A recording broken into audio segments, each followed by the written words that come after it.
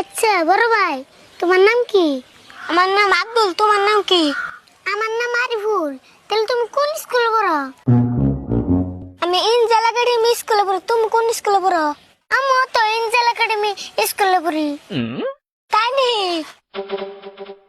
তাহলে তোমার বাড়ি কোনটা? ওই যে টিনের ঘরের বাড়ি যে ওড়ে আঙ্গো বাড়ি। তাই নি, আঙ্গ বাড়িও তো উড়ে।